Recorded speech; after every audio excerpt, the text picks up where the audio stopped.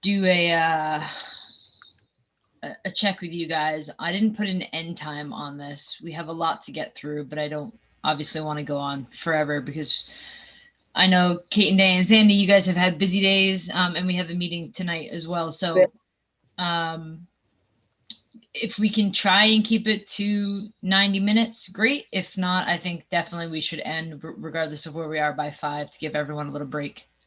Is everyone okay with that? If we could end a little bit before 5, I have another Yep. meeting, so does Diane, at 5 o'clock. Okay. And yeah, might need to refill the water bottle by then. So let's aim for like 4:45. Yeah, that would work. Thank Cool. you. Yep. Sounds good. Just give it one more minute so we're super official.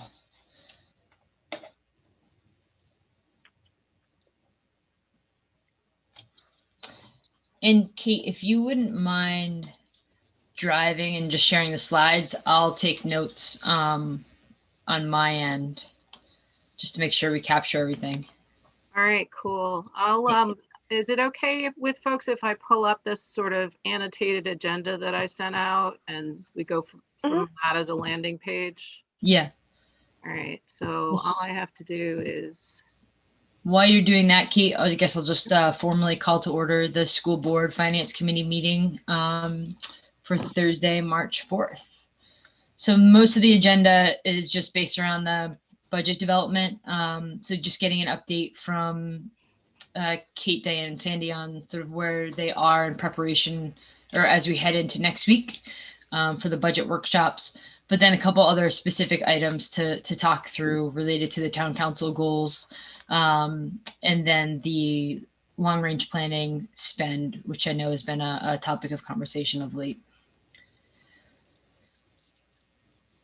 Cool. So Kate, I guess I'll hand it over to you and we can kick off. Maybe we want to pull up the town council meeting minutes and just cover that off quickly. Sure. What a great plan. All right. Now I'm screen sharing. So let me know if the next thing pops up okay, or if I need to bop around. Is that good? Yep. All right, cool. So we talked to John, Councillor Cloutier, and I think the workshop they had, I believe we were all on. Leanne, you were on that too, right? Yep, listening in. Okay. And their action was to at some point take it to the full council, and the council was going to vote on it. I guess ultimately what ended up happening is the council said, just put it to the committee. So whatever the finance committee recommends and votes on, that's what the goals are. So there were really no changes made to what we all heard and listened to that one day a couple of weeks ago. And again, I would say they're generally in line with what we had already talked about in the past in terms of the budget development for this year. So nothing really out of the ordinary, no specific number or mill rate or expense target gross budget target for first reading, which is good. I guess in reading through this, Kate, do you have any concerns, or is this pretty much aligned with what you guys have already put together? No, this is really kind of what we had in mind from the time that we sat in on that meeting, and we knew at least where the finance committee for the town was sitting at the moment. And, not having a first reading target is both liberating and terrifying, because we don't really know when we bring it forward what the response is going to be. But I think it's helpful to have the finance committee on the town side say, we need to know what you really need, and we don't want to put some artificial barrier in front of you to prevent you from telling us what your true needs are. So I appreciate that a lot. And I think just to take their bullets, obviously, we're looking at our operating budget, and we'll go through some of that and show you where we're landing there. We do know from last year that and years prior, we did the analysis to figure out what it would look like, what it would take for the school budget to come in at a certain level, and then going through the entire process to drive down to the 3% mill rate. So we've kind of leaned on those data points from last year. As far as identifying the impact of restoring deferred capital improvement projects, our CIP budget, which isn't included in the summary that we're looking at today, but that'll be on the table for next week. It basically is the things that were deferred. I mean, some things that we've managed to either accomplish or move past in a different direction. But for the most part, it's like, yeah, we said we needed this, and guess what? We still do. So, I mean, I don't think that's going to be a surprise to anyone. And restoring deferred positions, other accommodations that we, reductions that we made in last year's budget. Again, that's something that we've had at the forefront of our conversations on our side as well. The one place I'm not sure whether we're really actually responsive to what the Town Council Finance Committee was asking is, I mean, we do have a section in our budget book that we've talked about for some years that we refresh each year and consider each year, but it talks about shared services and organizations that we belong to where we're trying to seek efficiencies and how we strive on a regular basis to be as efficient as we possibly can. I'm not sure that we're calling out examples of that kind of behavior that are specific to this budget in terms of like, well, what did we cut last year that we learned to do in a different way? I'm not sure if that was the intent from the meeting with the Town Council Finance Committee. I kind of felt like they were saying, oh, did you learn how to do something differently? And so I think that some of that, what the school leaders will be talking about in our workshops next week is everything that we're doing differently. And, the fact that pretty much everything has changed, but we've got some good takeaways from that. So, that may hit the mark on this. But yeah, and I think we'll go through it and, I think we can comment on if there are areas, maybe how we position it. But I think, just a reminder, maybe at the top of efficiencies and like looking at doing things differently is just like part of the everyday process, and just a reminder that is like embedded into everything that you do and not just like a one time a year thing. May just be a decent reminder. And I just remembered as you were talking, Kate, that I have the action to actually invite town council to these workshops. So I will do that. Oh, cool. Okay. Yeah, and I think just to that point, we're a little behind. It seems like everything is just a little slower than I would like it to be this week, but I don't have an agenda that I can share out yet or the slide deck yet, but we certainly have the invite on the calendar, and we can simply add them to that, and then we can share out. I'm hoping to have the agenda lined up by Monday morning, and hopefully some supporting materials as well. Okay, great. So I'm going to plan to, in the slides for the meeting tonight, just in the Finance Committee update, I'm going to share these with the rest of the board. And then obviously just make a reminder as to the workshop next week. But Leanne, Kristen, do you guys have anything else related to the town council goals? Okay. Cool, let's dive in. All right, sorry, I'm skipping about here. Are you guys seeing Yep. our agenda again? Mm-hmm. So I sent this out. I was so hoping that I would send this out this morning, but life has been crazy as usual. I sent out the budget intro and executive summary just a few minutes ago to you. And really what that does is it gives you I think it's 25 pages or so version of the budget work, the budget process, what we've been thinking, what the cost drivers have been, what we're wrestling with, what we know, and where we've landed in terms of what the leadership team thinks is an appropriate budget for first reading. So I don't want to take you line by line through that, but I do, if you don't mind, I'm going to call it up on the screen here and kind of scroll through a little bit. Yep. That sounds good. Hearing no loud objections. Yeah. Thanks, I am clicking. So you get the superintendent's introduction, which is like, oh my God. Um, and Sandy has allowed me to put some words in his mouth here, but these are his words too. So we collaborated a little bit on that. I'll just point out that we did link in last year's book. This is last year's budget book. And I'm going to need somebody who's not on scarboroughschools.org to probably test these links at some point to make sure that they're working for the public. But the concept is that our budget book in recent years has been really rich with detail about how school operations work at each phase, each department, a ton of really interesting, I think, interesting information, even though, I've read it a few times, I still always find some little factoid I didn't know. This year we've gone away from that. And so in our school presentations and department presentations next week, and in that section of the budget book, which still exists, isn't represented here yet because it's still under construction, but it will be, this year's budget book will be about what's going on now and what's new and different and what pandemic looks like. Because as a leadership team, we were talking about, all the things that we have lived through that may not have become obvious to the community at large. So we wanted to give people sort of a sense of where we're at, where we've been operating from. But we also want them to be able to click in and find out about, 3 pages of special services programming that would normally be going on, for example.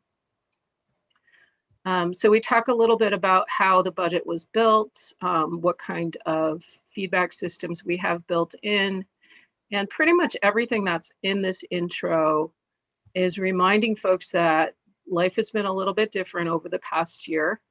And in response to that, we're doing the same budget building in a really different environment. We're trying to maintain as much as we can of the strategies that have worked well for us in the past in terms of how we analyze our expenses, how we talk about and think about finding reallocations, finding cost savings, and identifying the resources that we need. But everything has a sort of underlying reality that we're dealing with some conditions in school that are very different from the norm. I'll put a little bit in here about the fact that the Finance Committee in the very beginning of our budget conversations tried to help us also frame some of our thinking in terms of how we report out on what we've asked for. And then just some notes and comments about the types of challenges that we're facing when we're thinking about a budget for next year. And Sandy was talking to me yesterday about a parent who was asking questions. And what did we have for information to respond to this person? And one of the questions was, well, what are you budgeting for? And I'm like, everything, all possible things that could ever happen in the coming year. And it's sort of a dumb answer, but it's also the answer because we don't necessarily have the luxury of assuming that everything is going to be school as usual. But we also know that we're headed in that direction. So we have to be prepared for getting there. Then we go into a little section about, a lot of this is going to look really similar. These are your basic cost drivers. Items in motion is a sort of catchphrase that we use to explain to folks that when we come out with a budget at first reading, particularly this year when we are coming out pretty early with a budget proposal in terms of the calendar, there will be things we don't know yet. And they will be things that impact the bottom line. So this, I think, is a good place to remind the community that the first reading budget is not the final budget.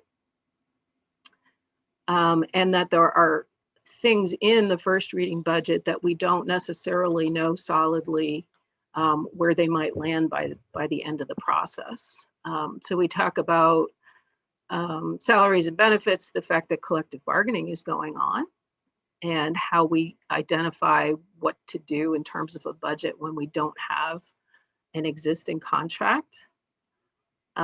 We talk about the fact that we have to budget appropriately so that the school board negotiations team can engage in good faith bargaining, and that we're not just saying, oh, well, shoot, we can't do that because we don't have any money.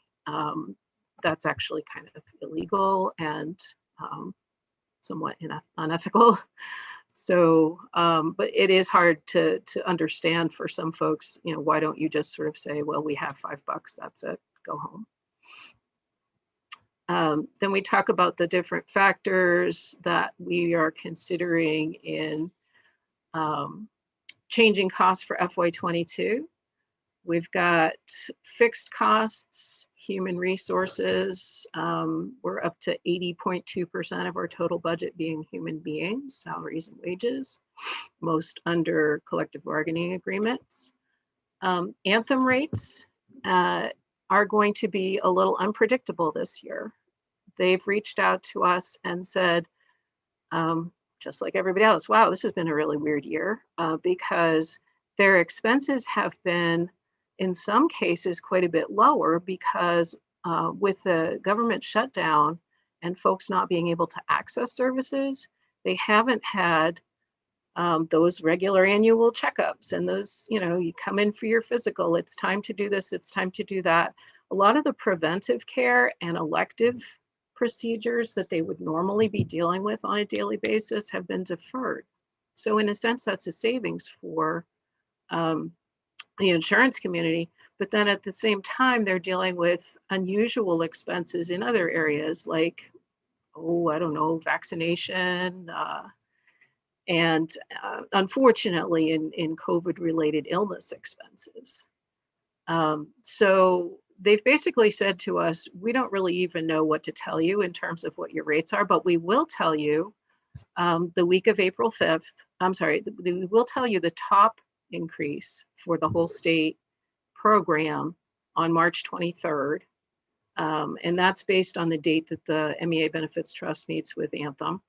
And then individual district rates will be out the week of April 5th. So we'll be able to make those adjustments as we often do in between first and second reading.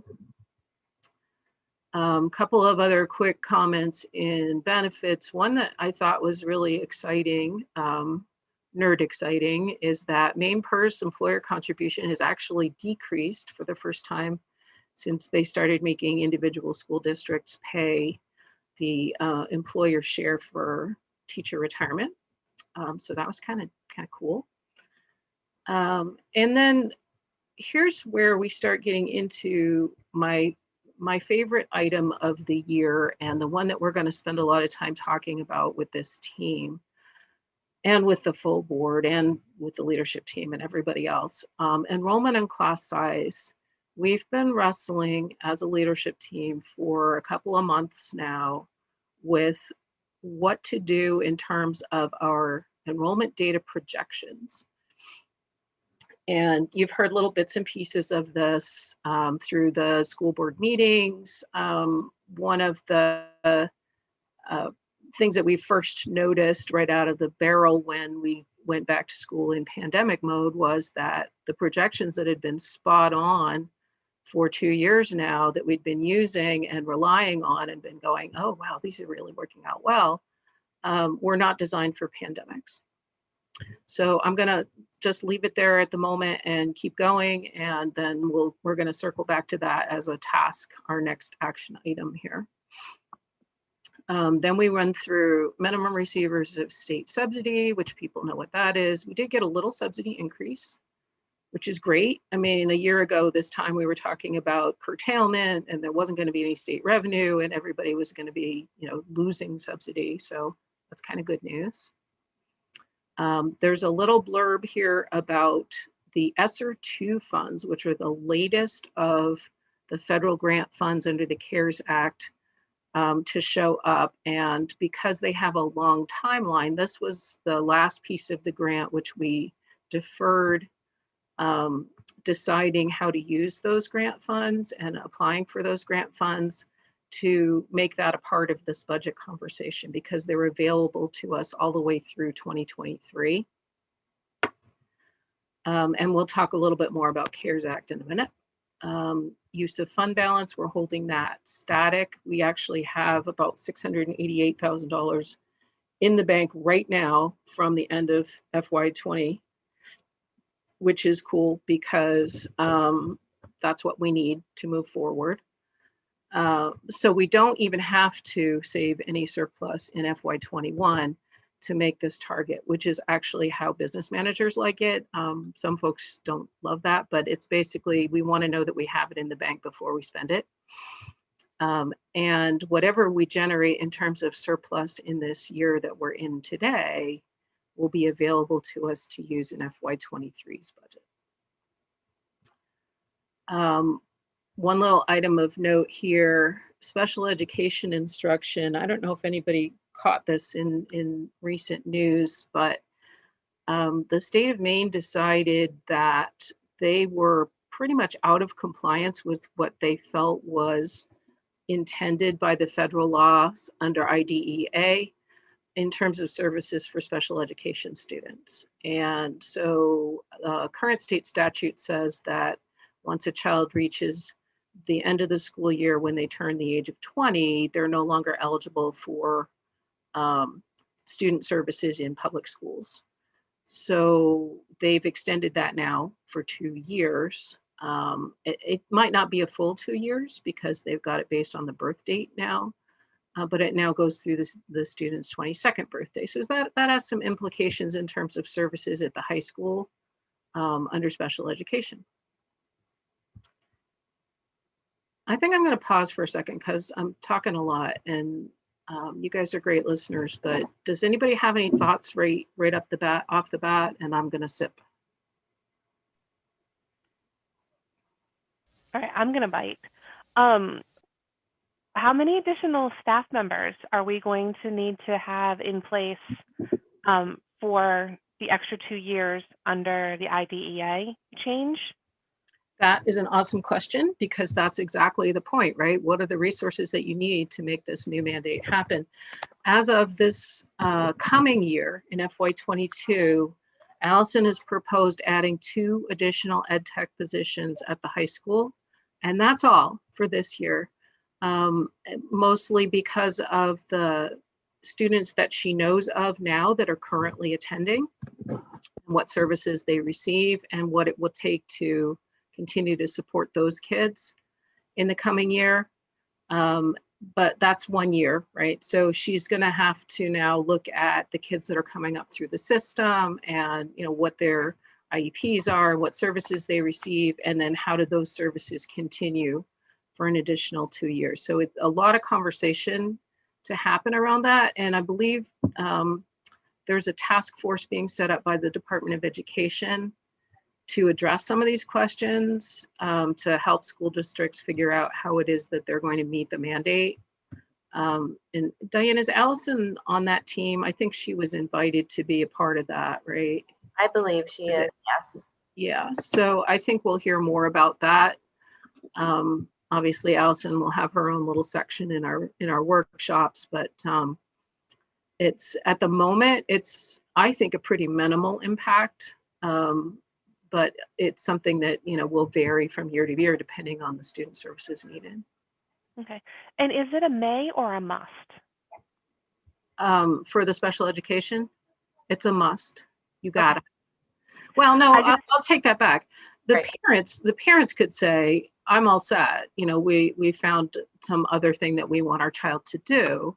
What it provides is access to services. So if he must be willing to provide it.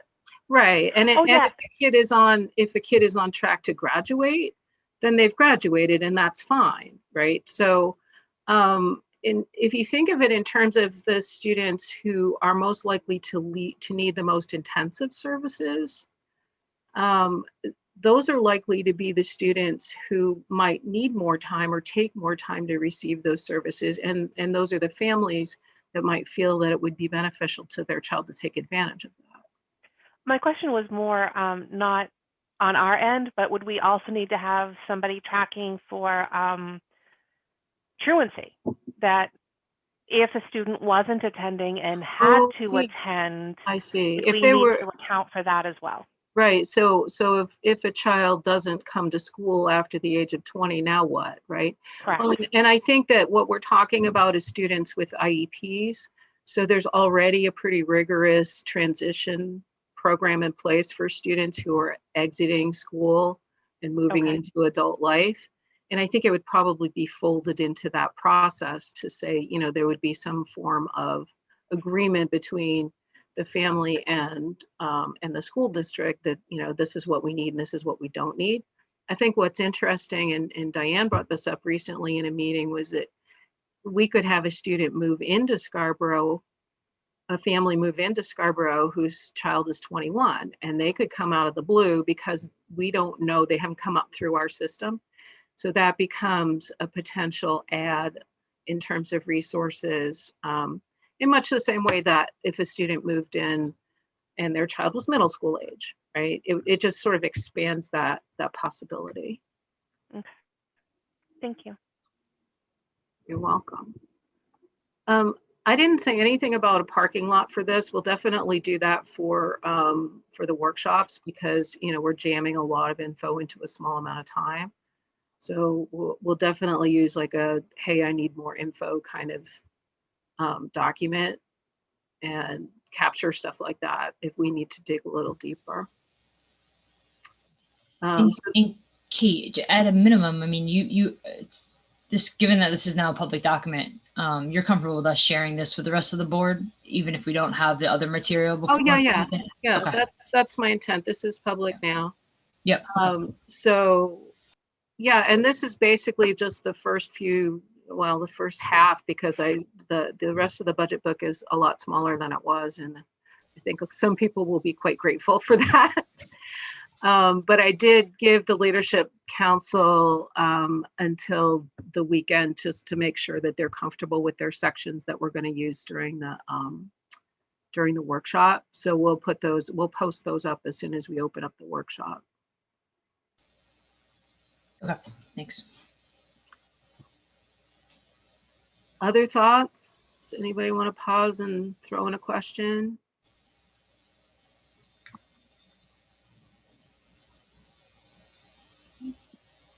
This is this section that is actually fairly similar to what we've had in prior years about all the different things that we do to share and save and collaborate with other organizations to be more efficient. So that's what we were kind of talking about earlier.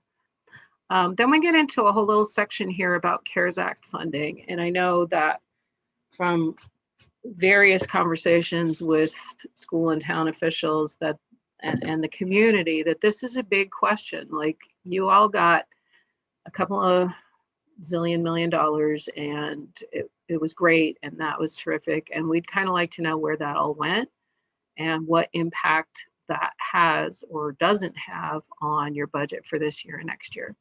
So I thought this would be a great opportunity to throw in some information about that.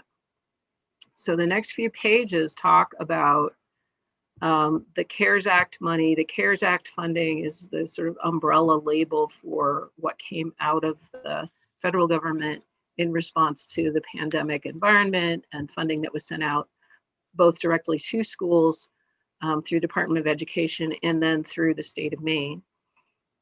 So you've seen a lot of this material before, and you know, the Finance Committee has actually gone through, and Leanne did a nice piece, or Communications Committee did a nice piece for the community. So there's a lot of the same information in here. The last bullet is the ESSER 2, which is the only money that we haven't currently allocated specifically. And that kind of folds into our budget proposal for FY22. But I took our giant spreadsheets that we've gone over in finance and kind of summarized them a little bit, just grabbed some of the highlights in terms of what we'd spent the money on, what was allowed for. So this page is CRF number 1. Next page is CRF number 2. Just to, again, to try to give the community a little bit of insight into what it was that we did across the district with that money that was given to us. And it was interesting to me because yesterday we were going through this summary with the leadership team, And I had building principals who were like, oh, wow, I didn't know you did that, because it hadn't actually affected their building. It had happened in another place. And yeah, I think that everybody knows everything because I live it all day long. So I felt good that we had put it in here, and that somebody was learning something new. So 2 pages of CRF, and then you get into, Kate, yeah. something that Kristen and I have talked about a little bit because of communication. Can we share what other districts have gotten with these funds? I know that there's been a lot of conversation with, geez, this district was able to do X, Y, Z with their money, but a couple $1 million and $100,000. Yeah, there's a ton of flexibility when you're talking real money like that. How public can we be? The allocation of funds is public. So if you're saying, that somebody's hearing a rumor about all the great stuff that happened in Gardner, and how much can we find out how much money they got and why did they do what they did? Yeah, absolutely. There's a Department of Education spreadsheet that shows the allocations for all the districts in the state for all of these grants, and that's public information.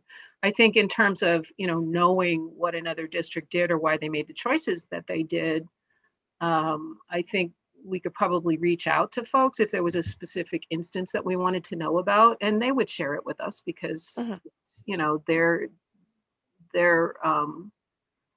they have nothing to hide either. So, I mean, if we wanted to be proactive and say, here's the list of all the money that everybody got for these various grants, we could do that immediately. And then in terms of, would tell me about the specific circumstance and what this other community did with their money, then we could find it out. Thank you. You're welcome.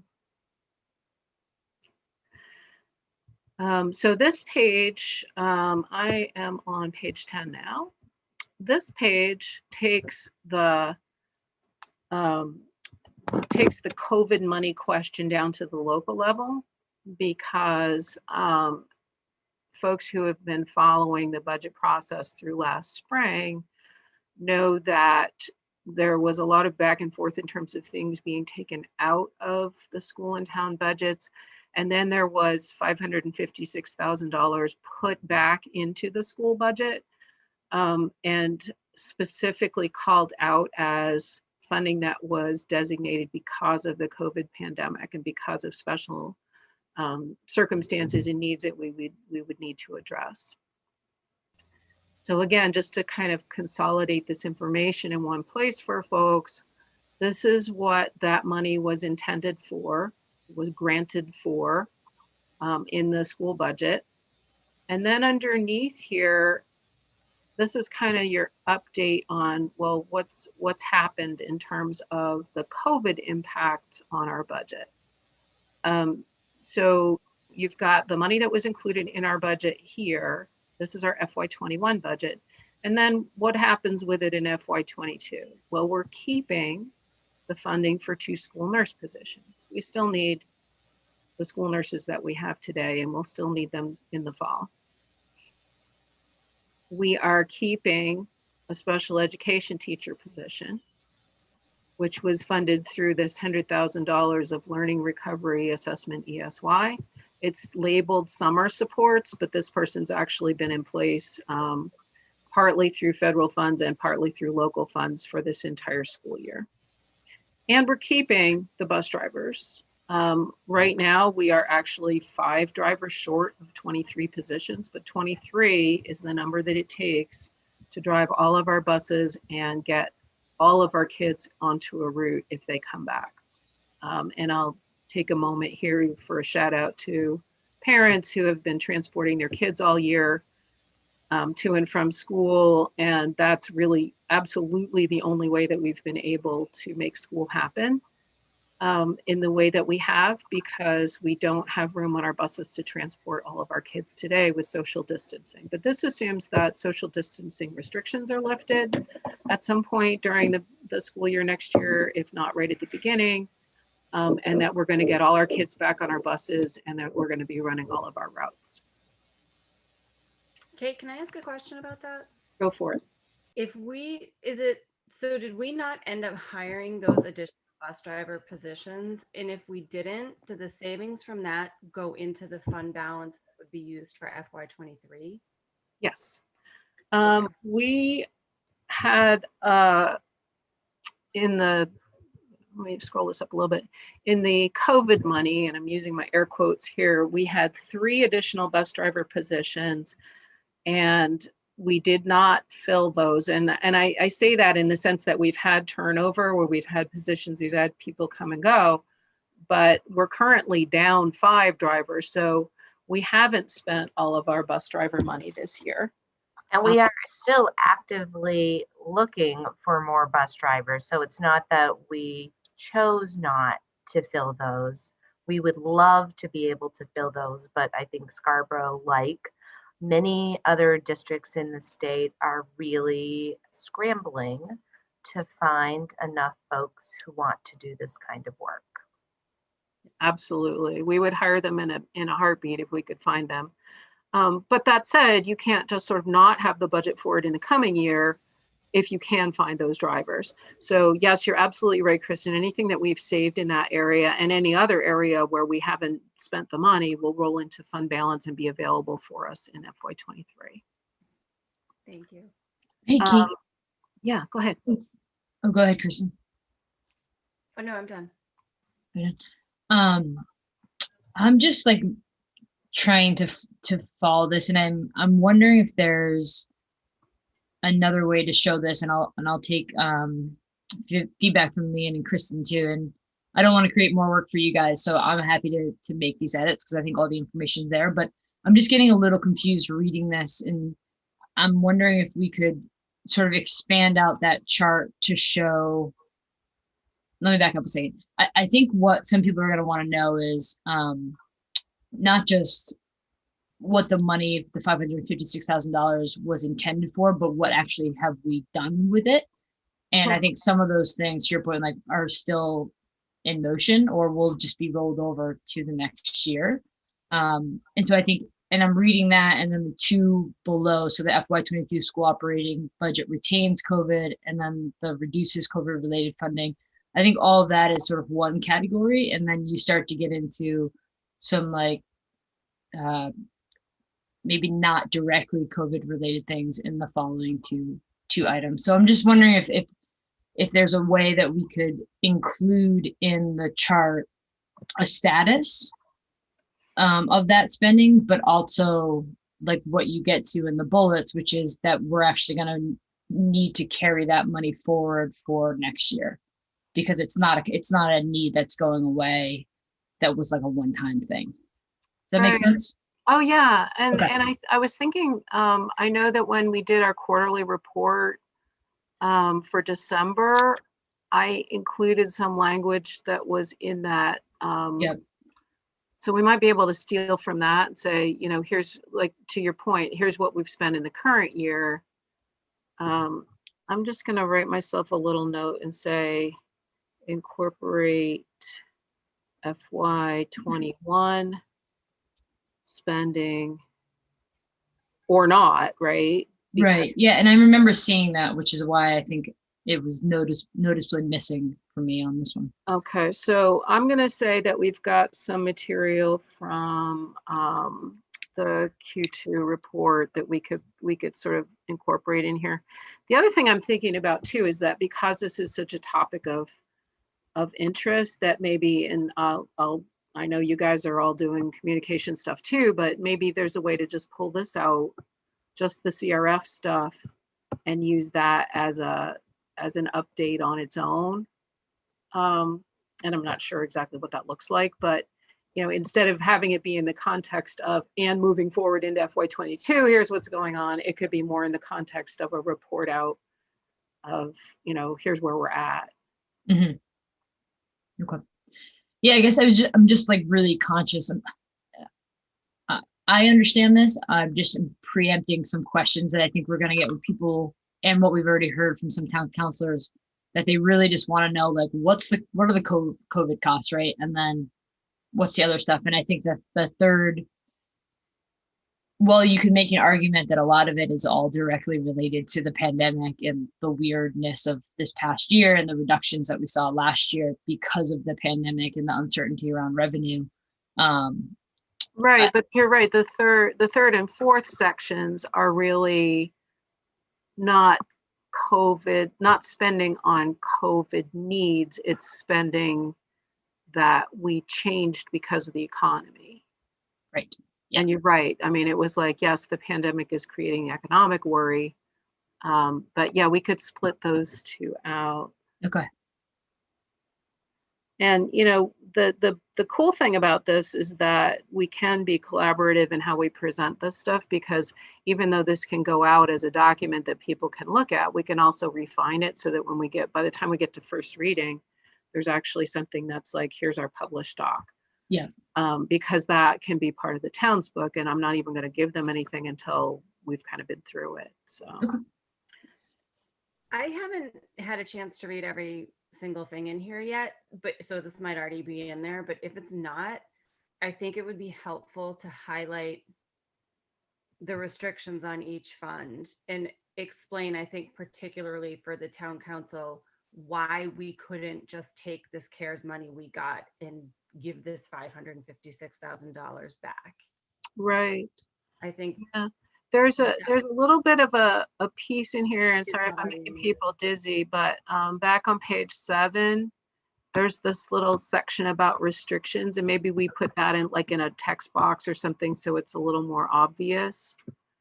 But this is the part that was really holding us, right? Like, it must be used for costs that were previously unbudgeted. Yep. That's like your bottom line right there, right? And it can't be applied towards reimbursement for lost revenue or supplant previously budgeted expenses. So maybe we kind of bold that up a little bit. And I'm shocked that you haven't read the whole thing in detail in the 5 minutes that you had that I sent it to you. But yeah, I think you're right. That's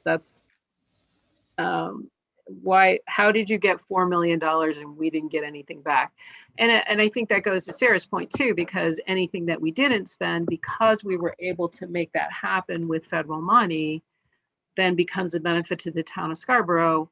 We can't write you a check, but we can say, yeah, we need less money in FY23 now because we were able to preserve those funds that you so graciously put in our bucket.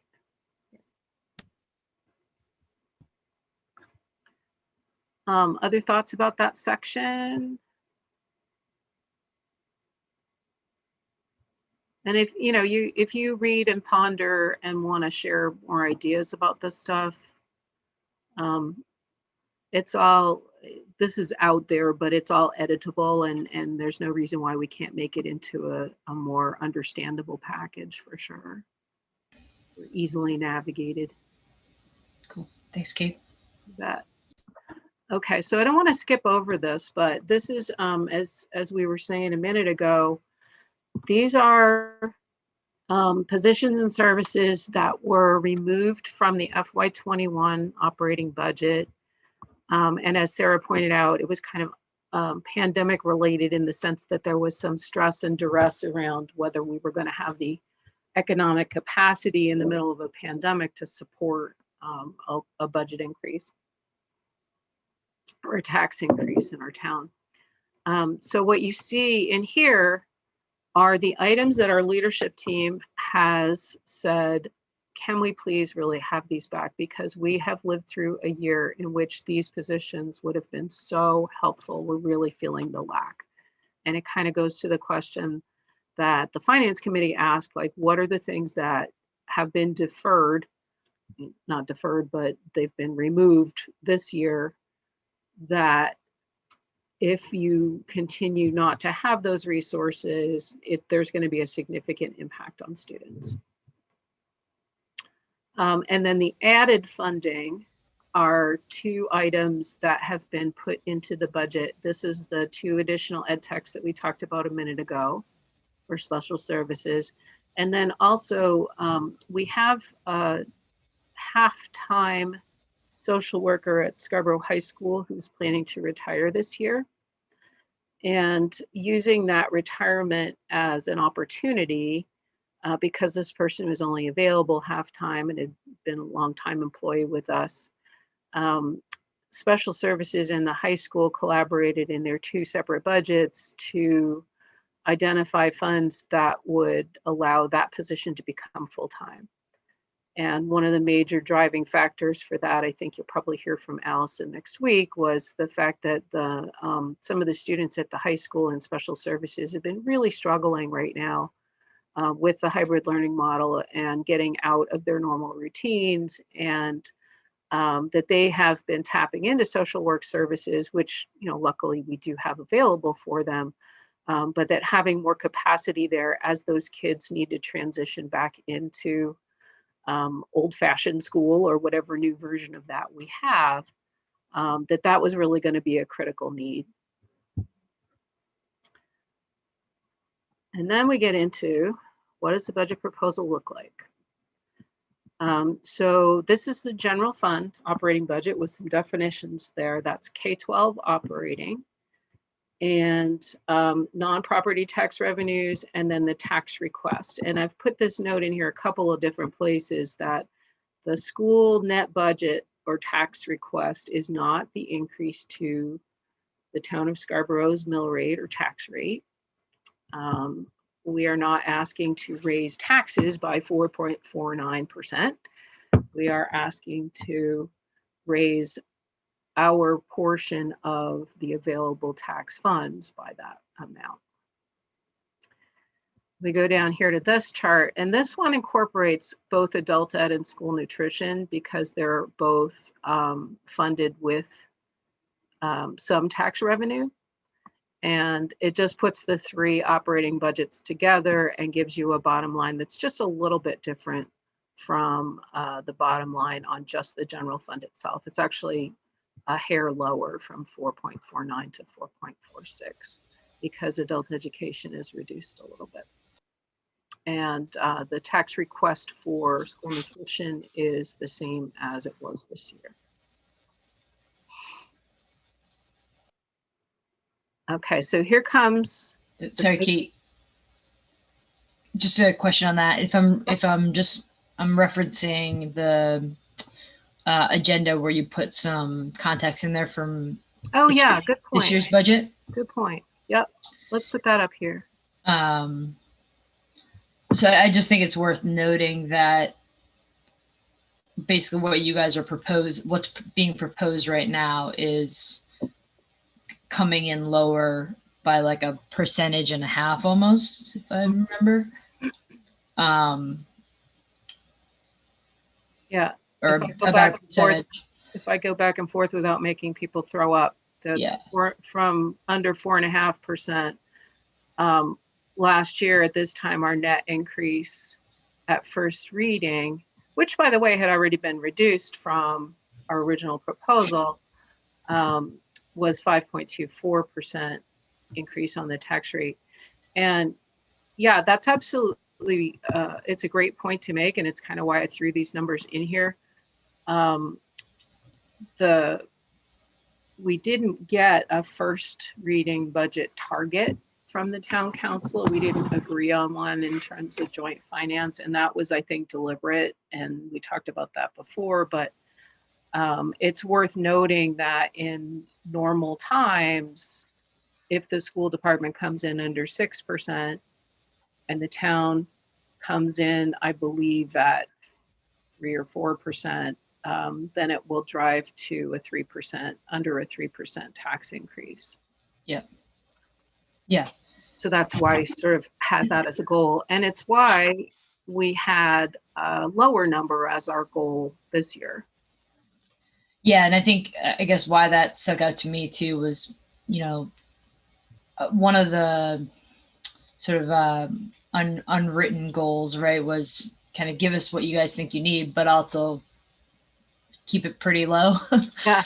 Keep it pretty lean, and I Right. think it Be as looks to lean as me. you can, but articulate your needs, right? Yeah, and so I just think it looks to me like you guys accomplished that. So Yeah. it's great. Thank you.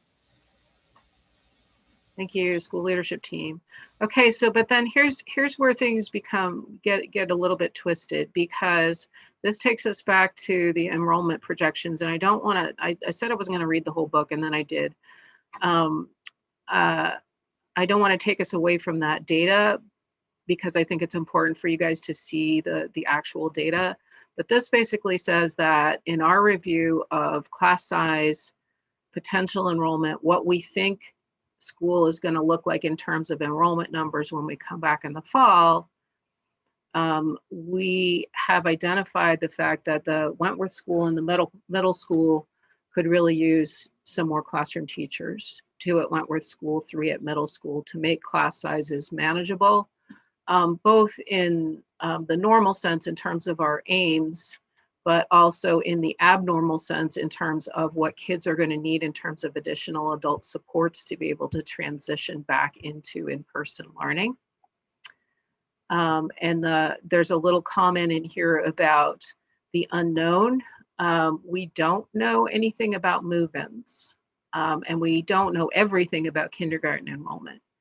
What we do know is the kids who are in school now, and the kids who are learning remotely, and the kids who have chosen an alternative schooling choice, a private school, homeschool. And those are the numbers that we've used, and we'll take a look at those. The remaining ESSER funds, the $400,000 in ESSER funds, what we'd like to do with those is, rather than allocate them into the budget for known needs, would be to keep them through the summer and see what enrollment does. And if we suddenly get an influx of move-ins, there's a lot of people moving to Maine right now. If we get an influx of K kids that we didn't know about, we would have the ability to flexibly hire additional teaching staff, and that equates to 5 or so positions. Now that said, we have a need for 5 positions right now. So we have 2 choices, and choice number 1 is to stick with this budget and reallocate positions from other places. And that's why we're going to look at the data together, because it looks like we might be able to shift some positions from K2 to 3-5, shift some positions from high school to middle school, without losing staff members, but also moving the resources where the kids have the most need. If we choose not to do that, we would need to add those 5 positions into the budget. And that's where this last page, this is page 13, shows what the impact would be. And as you can see, that's an additional $420,000. It's an estimate based on $84,000 per position for professional staff, which is kind of an average salary and benefits mark that we use for open positions. And that pushes our gross and our net up above 5%. If you look at the picture with all 3 of the operating funds in it, we're at 5.33% increase on our tax rate, on our tax request. See, now I did it myself, on our tax request to the town. And so the last sentence in here is, hey, this is a big deal. It's a big question.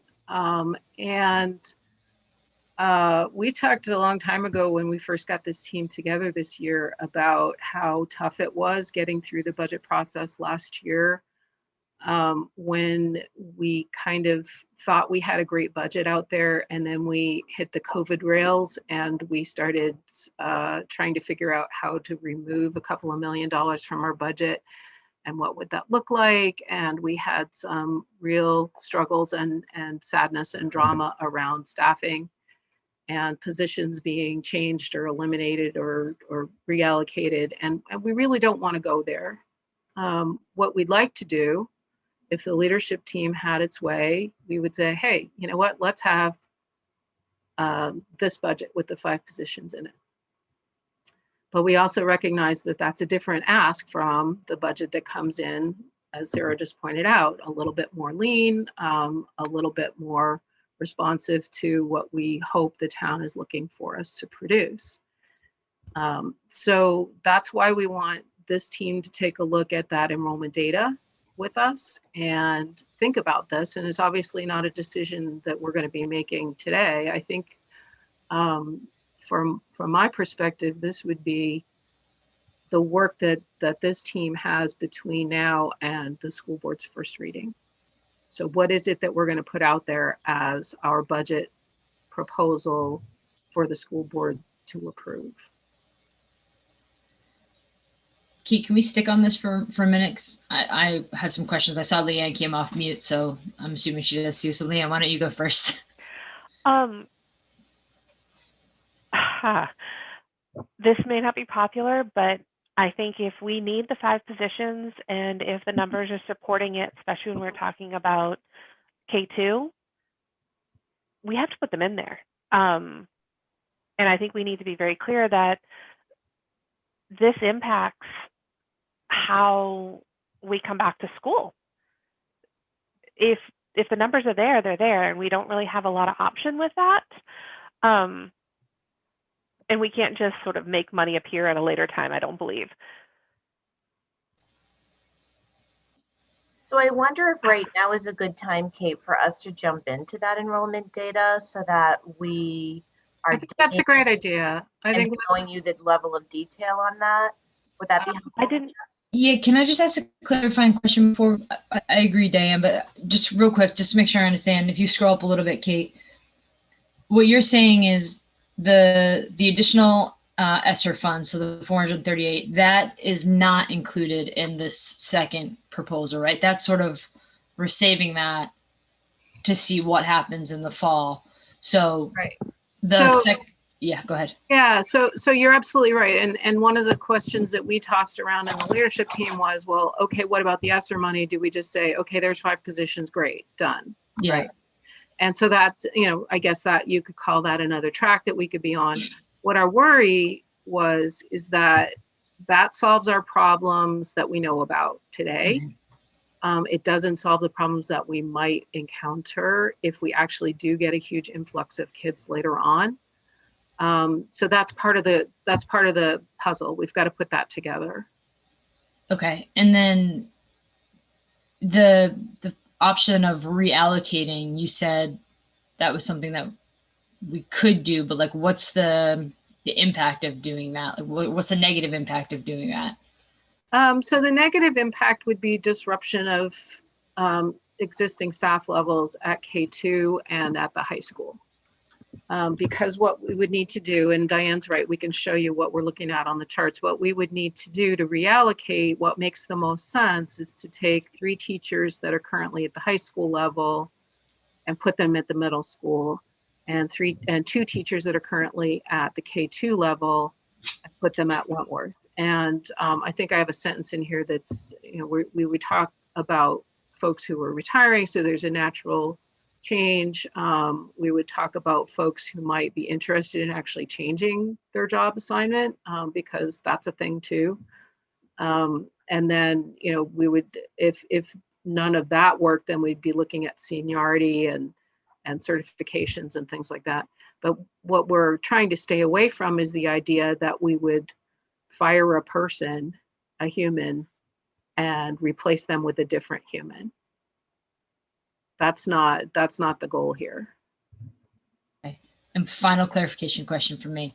This secondary budget also includes the other proposed additions that you already covered, right? Yes. So the fuller version takes everything that's included in this budget and adds $420,000 for 5 open positions. So Kate, have you already, as a leadership council, determined that the restoring the positions from last year are more valuable than the 5 classroom teachers? Like, is that already, since those are in the budget and these teachers are sort of a second layer, is that a decision that's been made? Does that I'm not make sure sense? if Like, I would say it exactly that way. I think what I would say is that the positions that are in the budget to be restored are there because they can't come from somewhere else. So with the 5 new positions or extra positions, there's a potential to have 5 that are in the base budget that we've already created and move them. okay. That makes sense. But in order to get that flexibility, we would need to also add in the folks that are already in that baseline budget. Okay. I'd use my hands a lot there. I don't know if that made sense. It When my makes sense. hands start going, you know, it's complicated.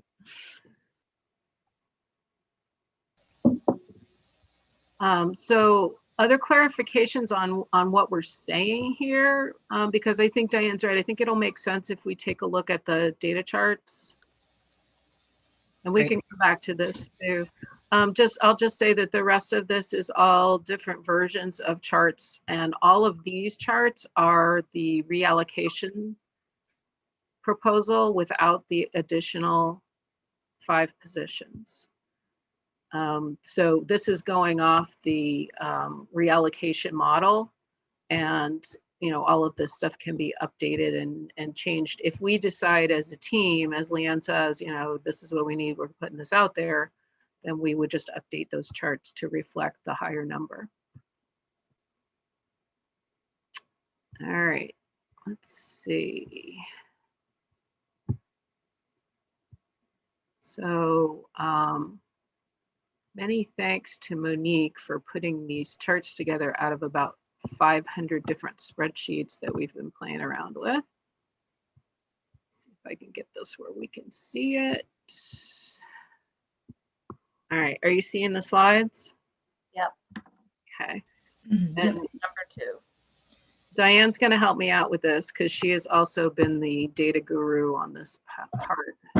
Right. So what we really tried to do was we wanted to take a look at what our current enrollment was, but then in subsequent slides, you're going to see that initially I had done a kind of a deep dive to take a look at how does our current enrollment compare to these different projection models that had been part of the work that you saw Rebecca Wandell present to us last year.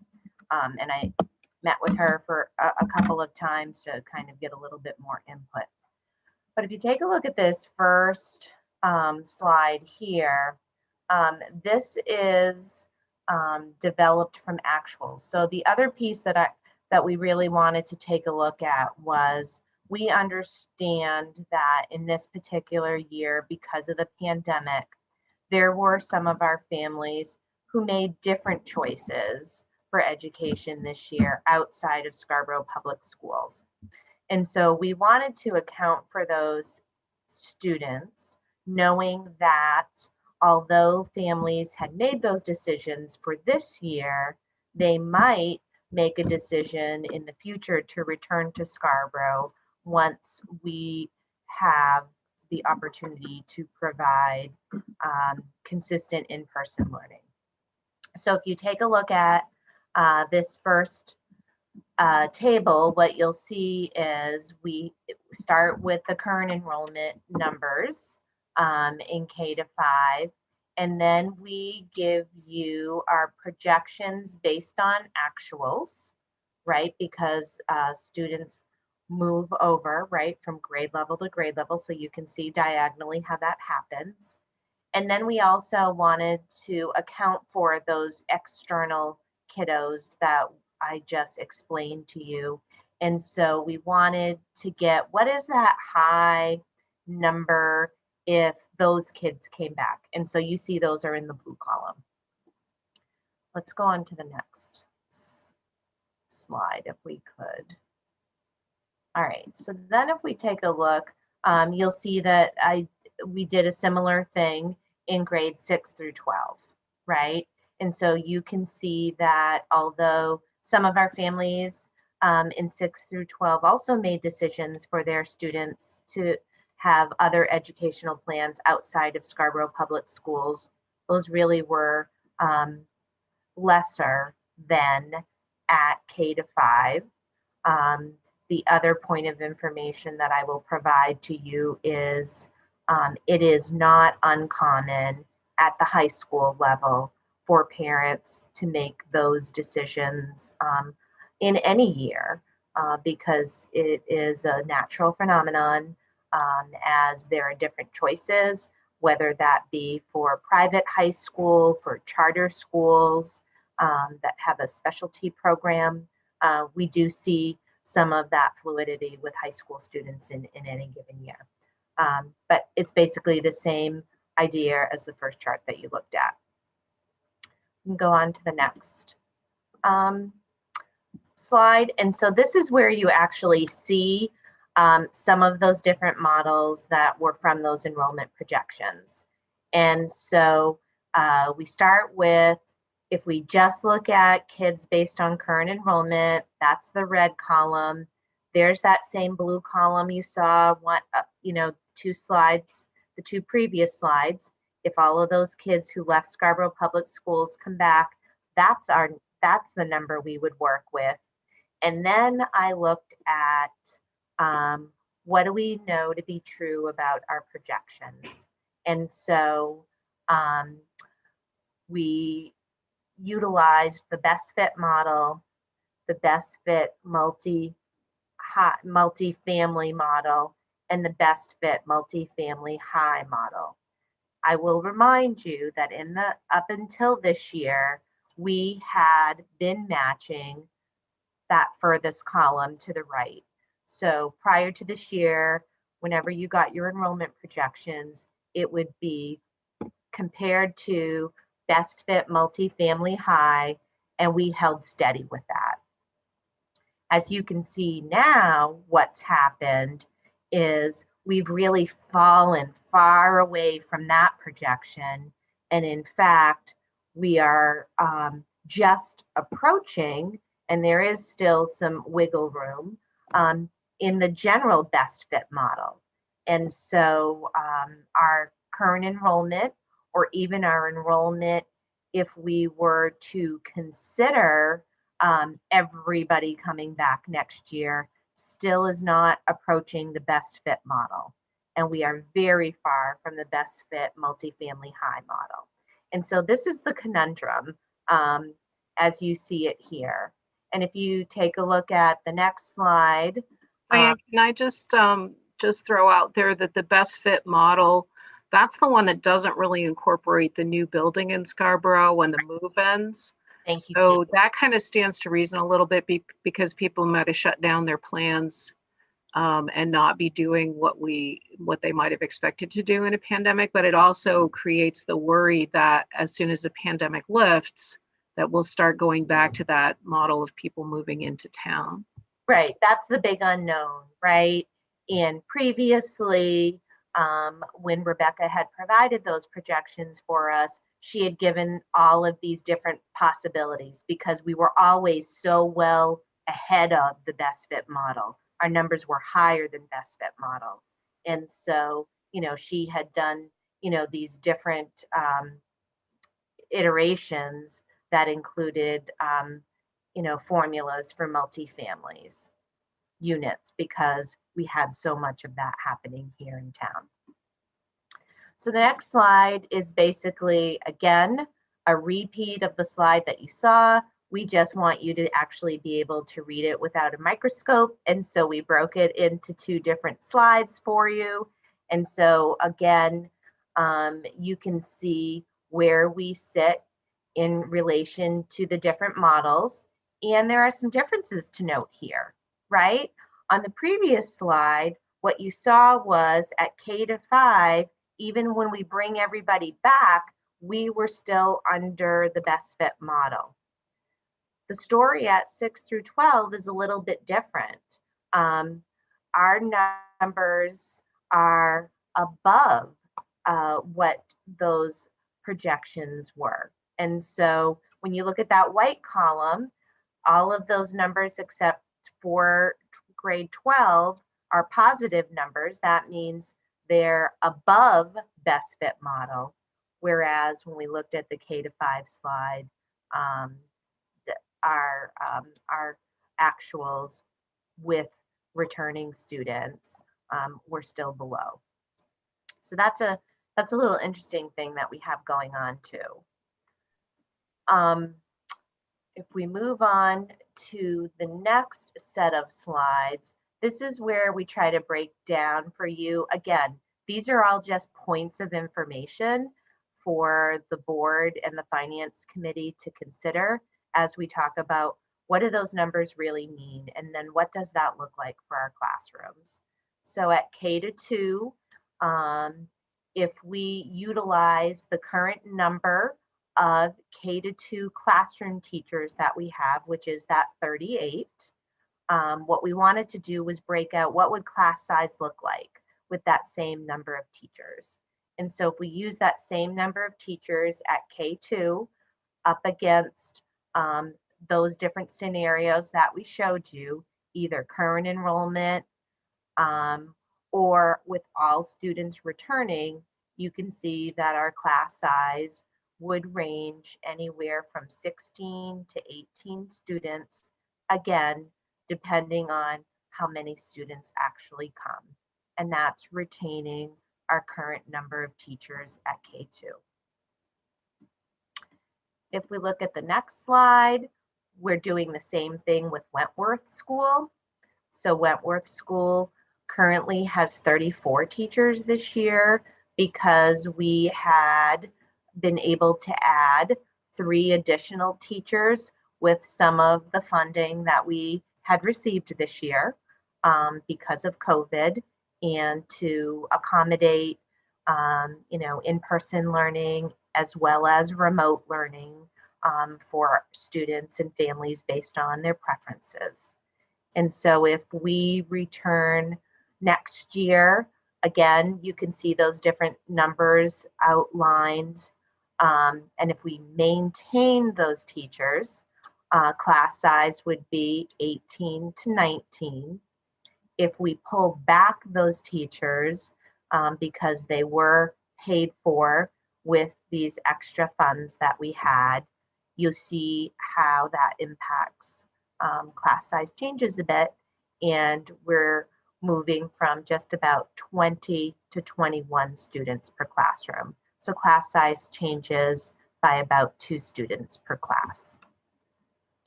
The next slide is middle school current enrollment and ratios. I'm going to jump in one more time, Diane, I'm sorry, and just say these blue things that say phase level aim, those are the levels that we had pre-COVID, it says. This is what was published last year when we were talking about class sizes and enrollment. So we thought it would be good for the community to see what it was that we were talking about before COVID hit, and then what we're talking about that's different now. Thank you, Kate.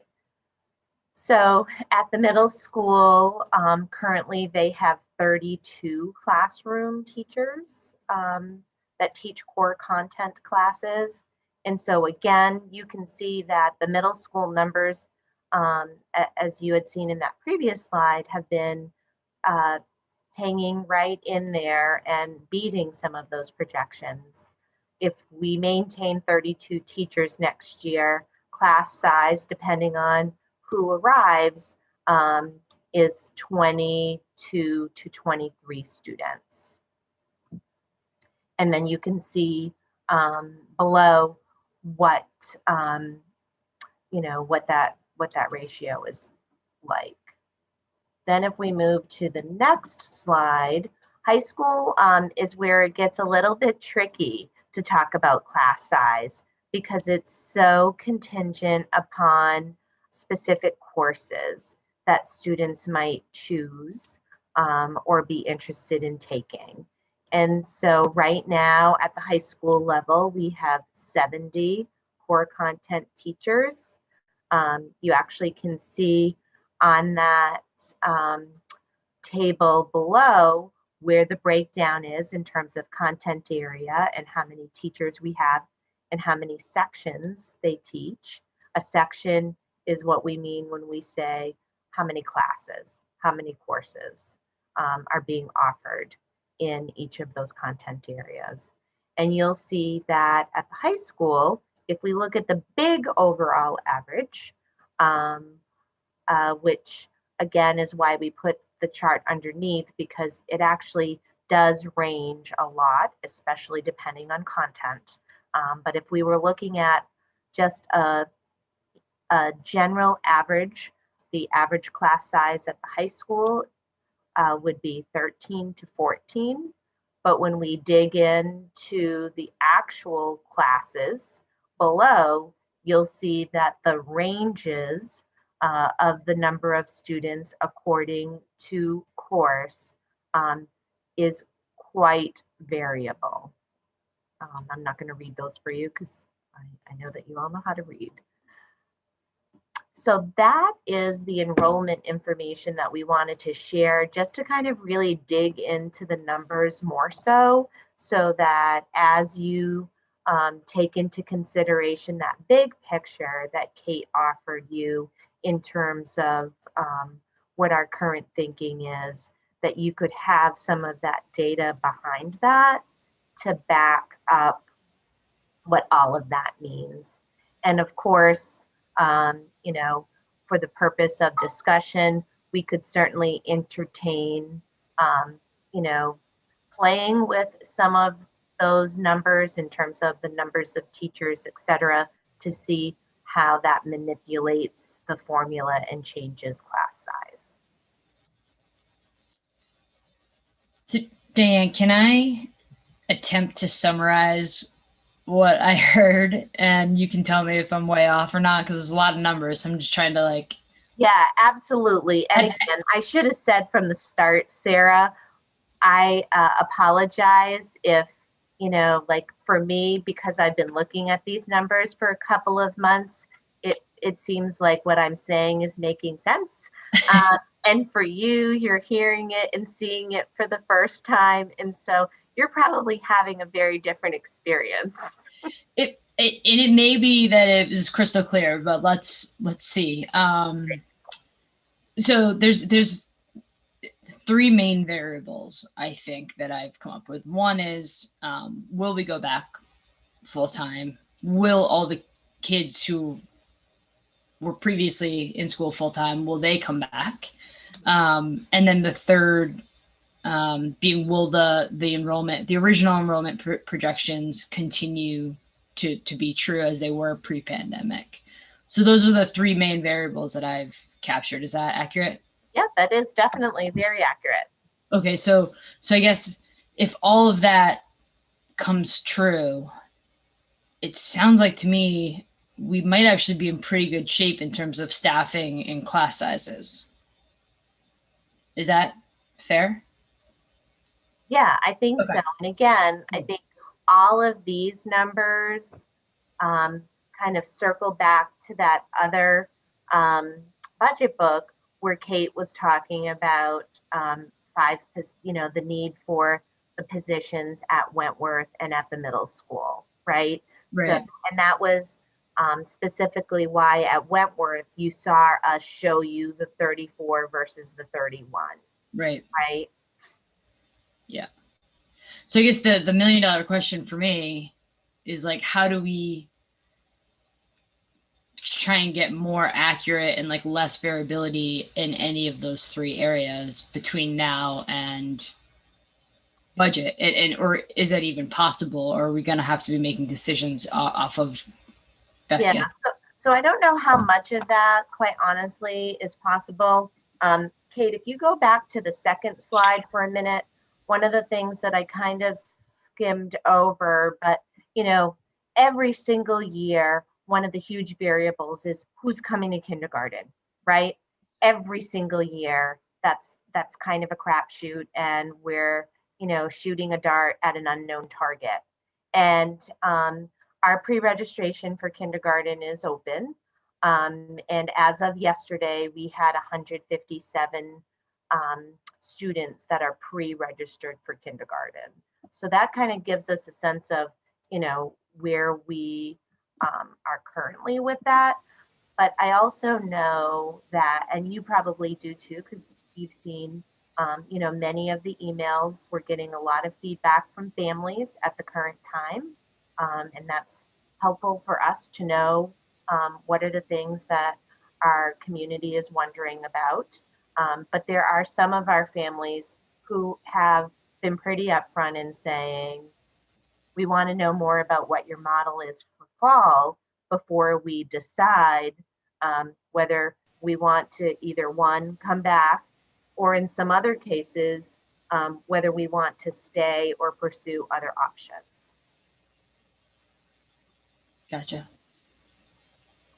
Now, Sarah, I think your point is actually just spot on. It's the timing that gets us, because and it's not completely different from a regular year when we don't know what K enrollment is going to be, when we're not necessarily sure what special education enrollment is going to look like. So we have these conversations on sort of a micro level, but now we're having it more systemically, and we're seeing such a different experience between K-5 and 6-12, which I think for me feels like it's 100% pandemic related, because we know that K-5 students are experiencing hybrid learning in a very different way from 6-12 students right now. And that the 6-12 students, for all of their challenges, are probably able to access learning more independently and able to need less at-home support. Now I'm saying this generically, and all the parents of like middle school students are yelling at me at their screens. But you know what I'm saying. I mean, if you take a child who doesn't know how to tie their own shoes, it's going to be a little bit different experience, and parents are going to think a little bit differently about what experience they're putting their children into. And I think that's what we're seeing in these numbers. And so then the other piece, Kate, to your point earlier, in regards to the ESSER II funds, which we actually have till 2023 to expend, those are kind of a buffer for us, correct? So that if these projections are off and we end up having more students than less, is there some flexibility for us there, Kate, to say we're going to need an additional teacher? Right, and I think that's the beauty of the timeline. After giving us money that we had to spend in 15 minutes, the powers that be decided it would be nice to have a little bit longer timeline on this last batch. So thank you. And it's actually, I mean, honestly, it's 2 school years worth of time away from now that we have to spend that. So conceivably, if we held that $400,000 in reserve for what emergencies might arise in terms of enrollment, and in FY22, and those things did not emerge and everything stayed static and we were well placed, then we would have that same conversation for FY23. Right. And we might be in a much better position to plan forward at that point. Yeah, it's there's not an easy answer, and that's why we're bringing our thinking to you and not our solution. Right. Like this is what we're watching. This is what we're looking at, and here's how we think we might address it. But we're not. The experts are not expert right now. Is there any expectation of getting additional guidance from the DOE on possible revisions to their guidelines? Like, are they obviously know that people need to plan budgets and plan class sizes and all of this stuff. Like, have they given any indication of a timeline, or is that still all just status quo? So we don't have indication of a timeline. I will say, like, there is constantly changing guidance that comes out. Just today, for example, we got an update, and you can look on the state website, the standard operating procedures for COVID have shifted a little as people have either tested positive or are on the precipice of being vaccinated. They're looking at updating us with information around quarantining and isolating. But at the same time, if you look at the larger document, it says as of today, March 3rd, right? And so they're really trying to stay in a conservative place and not project out too forward, because I think that it's difficult to predict the direction or how quickly things might change as we approach herd immunity, for example.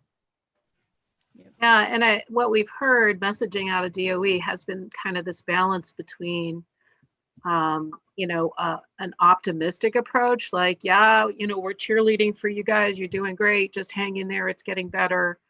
And we're confident that we're going to be opening school in the fall and it's going to be great. But then when you get down to the specifics, I don't think anybody is ready to put pen to paper just yet and say, on X date, the distancing requirements will evaporate. So that's what's really hard.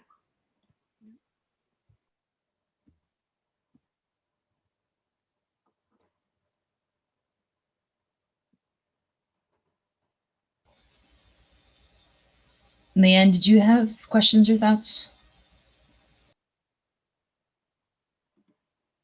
I'm going to let them go for right now because I really don't know how to formulate it properly. I think what Diane said is so true. I mean, we've been sort of poking around in these numbers for months, and you guys are seeing them for the first time. Wow. You're having sort of a situation posed to you that you need to ponder and just help us feel your thinking. But I think the bottom line is that before this leadership team says this is the answer, we want to make sure that we have the support of the board and the understanding of the board and the will of the board behind us.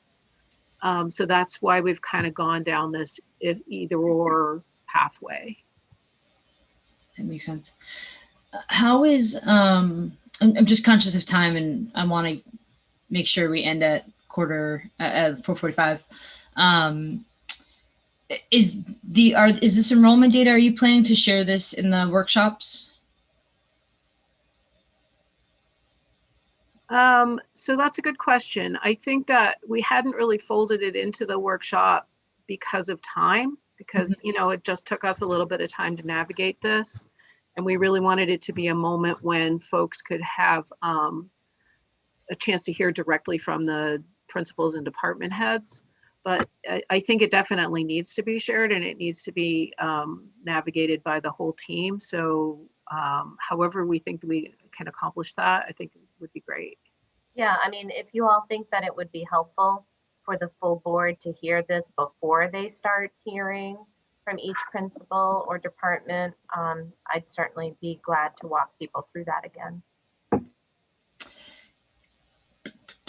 Yeah, we're just running short on time before those workshops. I don't necessarily, unless Leanne or Kristen, you guys strongly disagree, I don't know that this is a prerequisite for the workshops. I do think it's important information. So let me think about how we want to position that to the rest of the board. But yeah, I don't know that we necessarily need to try and squeeze it in before Tuesday or in the sessions Tuesday at the cost of taking something else out.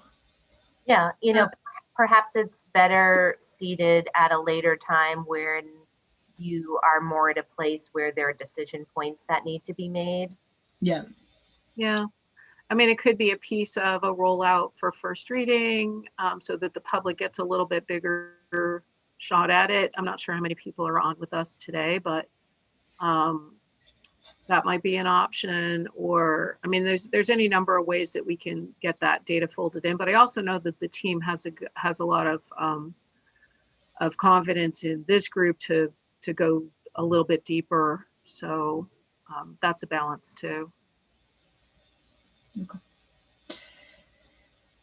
Cool. So, Kate, was there anything else on this, or can we move into the long-range planning budget discussion in the last 15 minutes here? I think we better get going. Okay. I'm going to move this up here. Cool. So,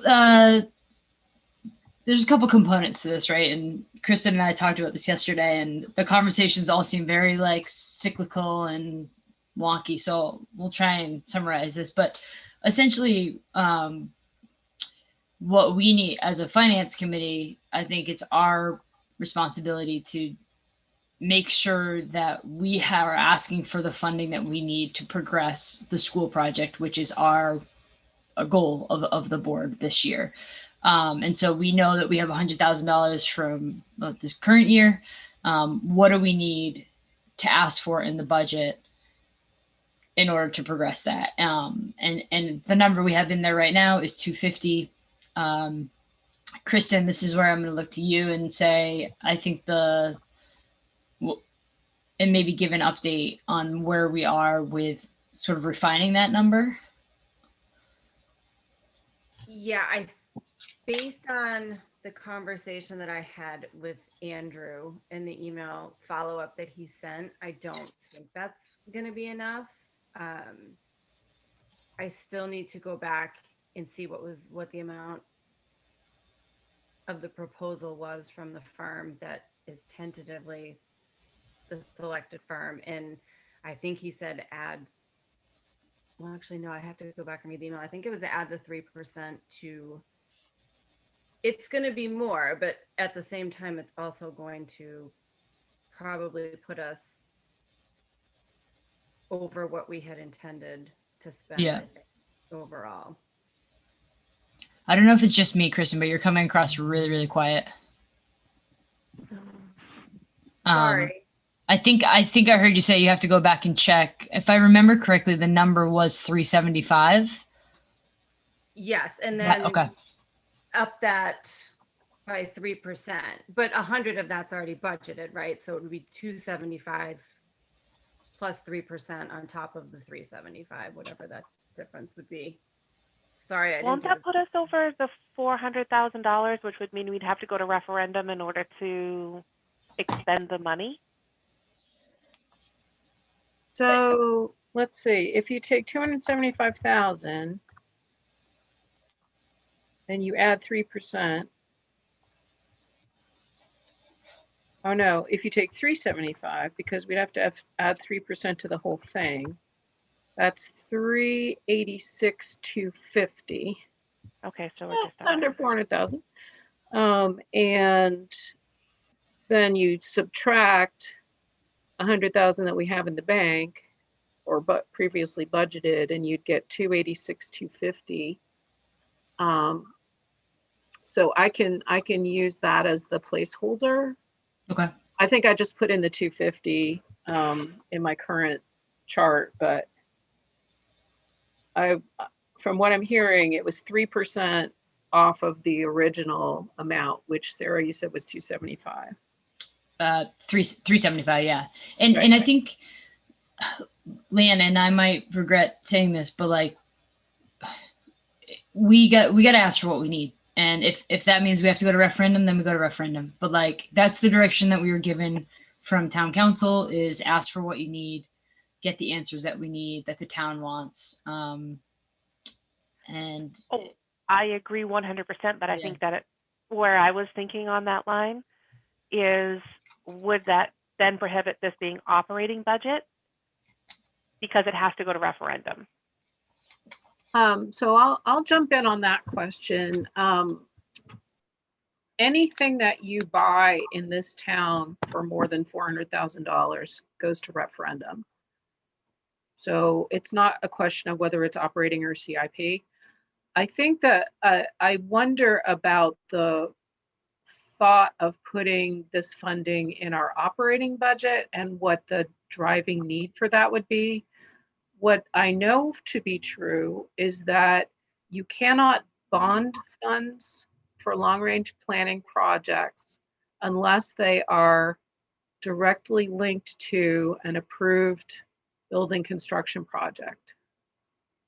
So I can't just have long-range planning way out ahead of time to figure out what it is that we need. I need to have I can't bond those funds because they're not a tangible asset for an investor, if you want to think about it that way, right? The people that are buying bonds on the bond market, the municipal bonds, the folks that are investing in us, there needs to be some tangible product that they're investing in. And long-range planning is an idea, it's not a product. So to try to put it into layman's terms, that's why you can't go out and issue a bond order and put it out on the bond market and say, hey, invest in this for us. But that said, you can have an item in your capital budget. And I think this belongs in a capital budget because it's a capital improvement project. Just my opinion. You can have an item in your capital budget and not bond it.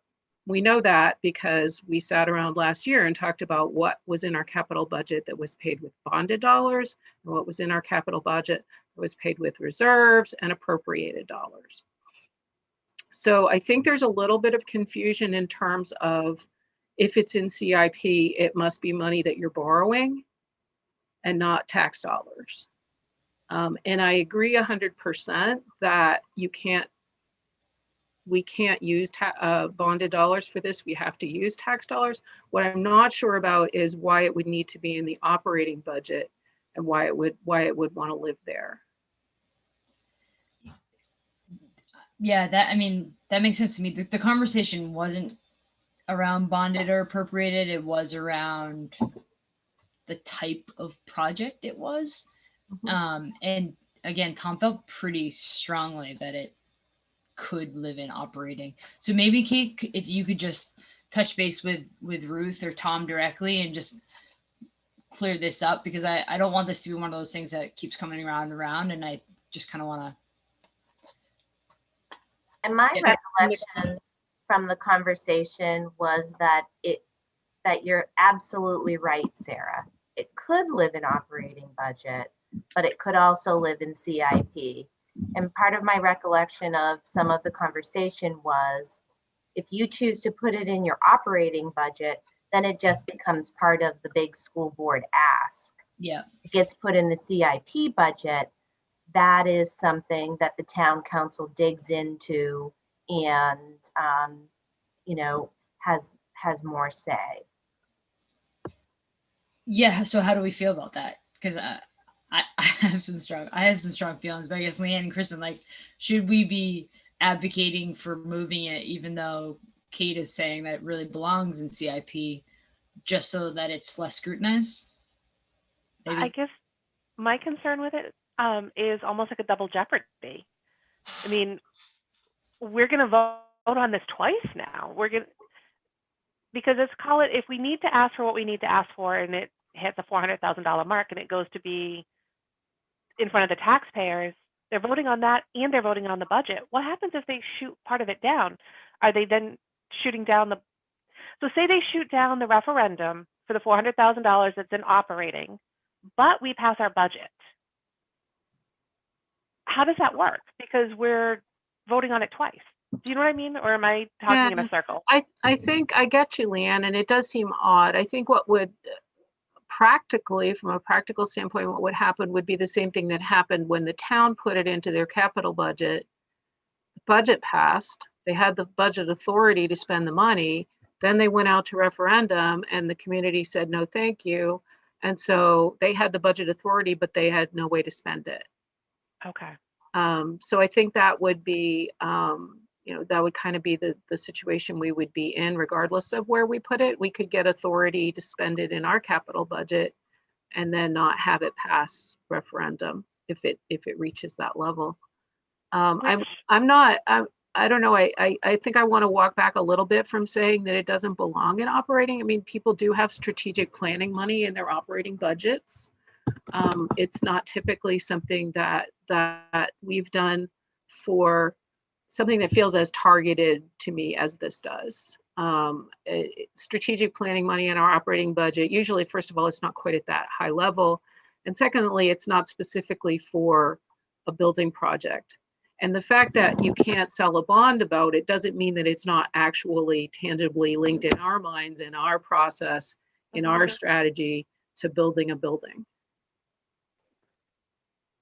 I guess for me, it just feels weird to put that much money into operating, knowing all the other things that we have, and that it needs to be a lean budget. It just seems it's conflicting messages. Thank you. It just didn't feel right. Like it's not settling properly. Well, and the tax impact is the same, right? Because if we say we need $286,250 in our CIP budget or in our operating budget, we also say we can't use bonded dollars for this, then the town has to say, well, okay, we have magical reserve money, or maybe we don't. But ultimately, it's probably likely to be hitting the tax request as well. So I think that the outcome in terms of the tax rate would be the same either way. I mean, and it is a one-time hit, which is why it doesn't feel like it should be operating, but that's just me. Yeah, and that's a good point too, Leanne. And we've said that before about certain things where you have one large expense that happens one time, you put it in your capital budget so you don't have those wild fluctuations in your operating budget. Kristen? Yeah, I'm taking it all in. I hate the idea of having to take anything out of an operating budget to accommodate the cost. And what you just said, Kate, makes sense. I mean, now our budget for next year will have this weird $286,000 one-time cost in it. I mean, I would prefer to leave it in CIP, but I don't know how solid Tom and town council were about it being in our operating budget. I can't. Good. No, go ahead. I was just gonna say, it didn't seem solid to me. It was like a wink, wink, nod, nod. Like throw it in your operating budget, and you're. I think the way that they process things, right, is it's operating budget, and CIP is the last thing that they do. So it may come to the CIP, and they're really looking at the difference of a couple $1,000s here and there, and it may get cut. But I guess to Kate's point, the tax impact is the same, and town council knows that this request is going to be in there regardless of where it sits. So to kind of ignore it or pretend that it doesn't exist until they get to CIP, I think is I don't think they'll do it. And because I think it's a little irresponsible, and it's not like, this is the number one thing that we've been talking to them about, right? So there's no way to avoid it. The other thing too is that if we did put it in the operating budget, there were things that we would need to cut, as you said, Kristen, right? And then would we be turning around next year and trying to put those things back in? And what happens if those aren't things, but they're people, right? Then you can't just say, hey, come back next year and we'll rehire you. Yeah, Those are tough conversations. Yeah. So we can take a vote on this if we want to, but I think I'm hearing that, Leanne and Kristen, that we want to keep it in CIP. Can I get like a verbal confirmation on that? Yes. Okay. Man, you were on mute. Sorry, but yes. Can I get an amen? Yeah. And I will reach out to Ruth and Tom and see if I can get a little bit underneath what the thinking is here, and what's behind it. So maybe I'm missing something. Maybe there's some really important, viable reason why it needs to be one place or the other. But I'd like to know a little more about that. So I'll reach out to those guys. Okay, that would be great. Yeah, and I think at the end of the day, like, we'll take your recommendation, Kate. If you think this has a better chance without impacting the operating budget or positions or things like that in the operating budget, then we'll take your recommendation on that. But yeah, it feels more comfortable in CIP. Okay. All right. 3 minutes to spare.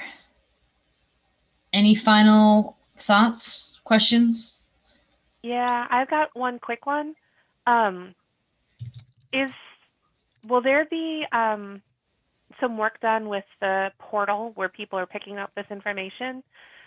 Because last year the portal was really difficult to navigate for the community. It was not, it wasn't maintained the same way. So I just want to make sure that if we're going to put stuff in there, that people can get at it. That's a good question. I haven't really talked with, Colette was the one on the town side that had the posting capacity for the portal. Although at one point when we first built it, I was allowed in there and put things up myself, but I think they wanted to feed it through, and it might even have been through IT. I'd have to go back and look at my notes, but you're right. I felt like last year it was one of the COVID casualties, I think, that people just didn't really have the wavelength to go back in and keep that fresh. Yep, totally understand it. But I think that said, if we feel as though our materials aren't as well represented as we'd like them to be, or if like we want to create our own communications depot alongside that, I think the value of it is that it is everything in one place and it's one-stop shopping for the community, and that's awesome, and that's why it was built in the first place. But if we have a sense that we want to have more places for people to shop and more chances for people to find what they're looking for, we can think about that as well. Okay, thank you. I think I would wonder, Kate, as we start the communication pieces on this, is there any like particular message that you would want communicated as we get going on it? Is there any point you want to drive home, or just all of it? It's a tough one, you know. It's the big message is that life has been really challenging and exciting and different, and that we don't have as many of the answers as we thought we used to know, and that we're doing our best with what we do know,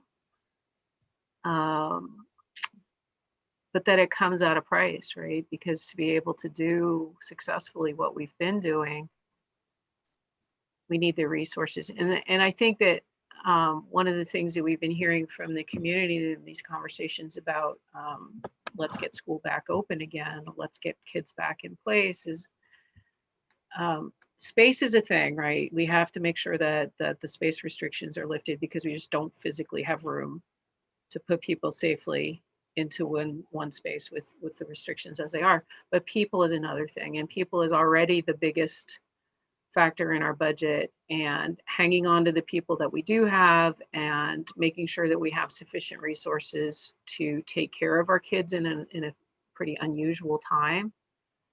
I think if there's one takeaway for me, that would be it. And you know, Sandy, you probably have a few thoughts on that subject too. If there's like, you know, what are the bullet points? Yeah, I think it's a really good question. I'm